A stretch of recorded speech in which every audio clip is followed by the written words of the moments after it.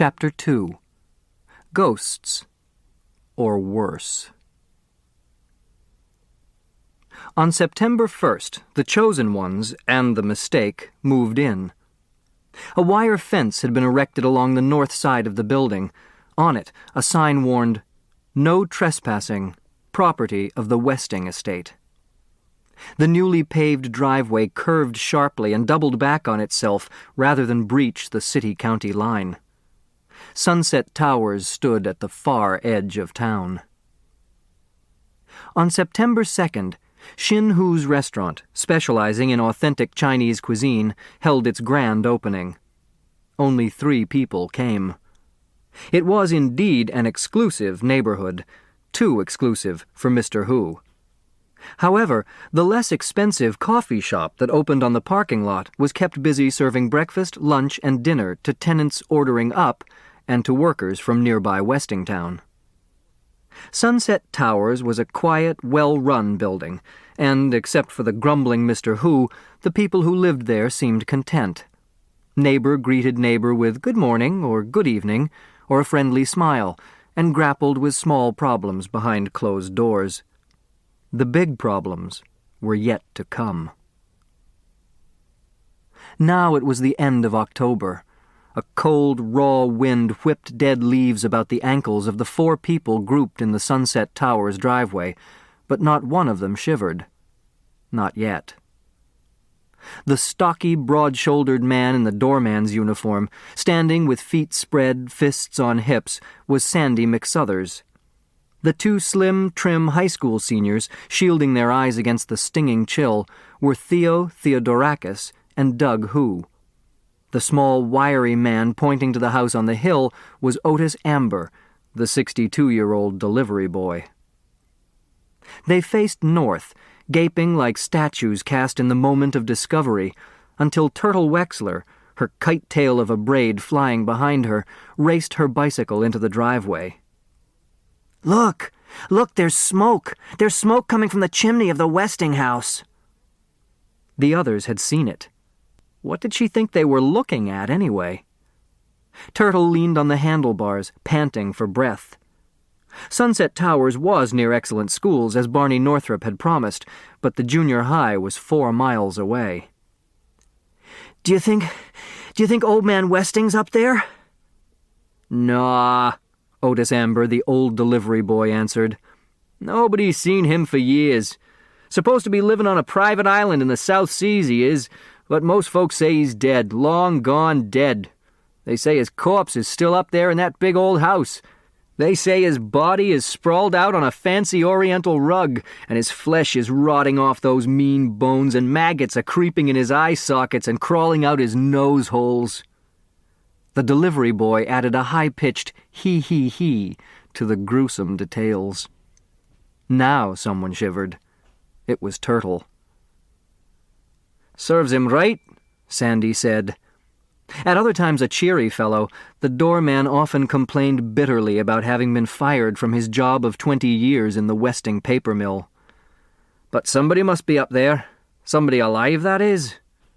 He pushed back the gold-braided cap and squinted at the house through his steel-framed glasses, as if expecting the curling smoke to write the answer in the autumn air.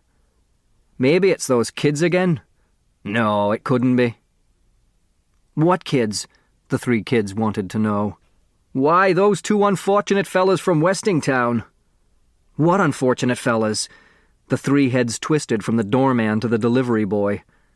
Doug Hu ducked Turtle's whizzing braid. "Touch her precious pigtail, even by accident, and she'll kick you in the shins, the brat." He couldn't chance an injury to his legs, not with the big meat coming.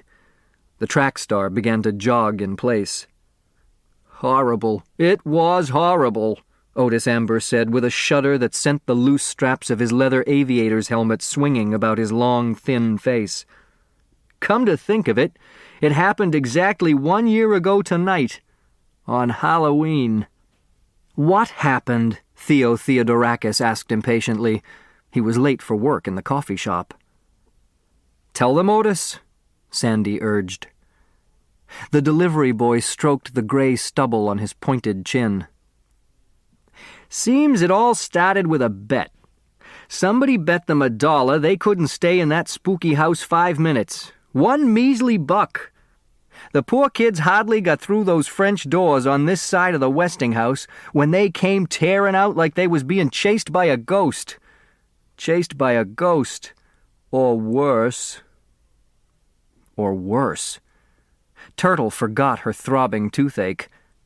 Theo Theodorakis and Doug Hu, older and more worldly-wise, exchanged winks, but stayed to hear the rest of the story. One fella ran out crazy-like, screaming his head off. He never stopped screaming till he hit the rocks at the bottom of the cliff. The other fella hasn't said but 2 words since. Something about purple. Sandy helped him out. Purple waves? Otis Amber nodded sadly. Yep, that poor fella just sits in the state asylum saying, purple waves, over and over again, and his scared eyes keep staring at his hands. You see, when he came running out of the Westinghouse, his hands was dripping with warm red blood. Now, all 3 shivered. Poor kid, the doorman said. All that pain and suffering for $1 bet.